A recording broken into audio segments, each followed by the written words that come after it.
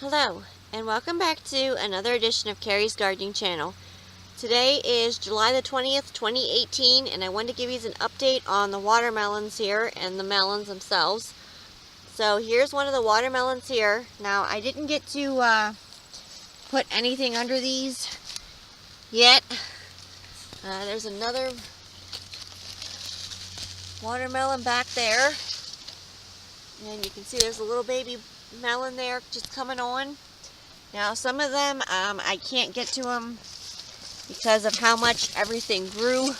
I don't want to damage anything, so I'm just kind of looking for them here to see if I see any. I don't right now. Don't see any more.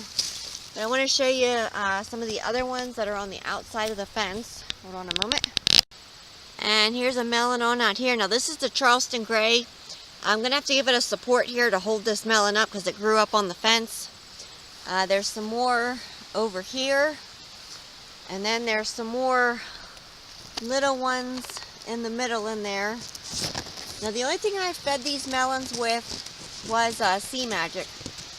And something did actually get into one of the stems. The stem is dying. So you can see it right here. So we're going to lose this stem here, unfortunately. And it looks like it went back to the main plant. So one of the vine borers got into it, probably. And trying to see if it'll pick up that little one that's hanging on. Down below the flower down there, there's a little one hanging on. So I just wanted to give you a quick update on these. How they're doing. As they continue to grow, I'll come back with more videos and show you, and I'll also show you them when we harvest them.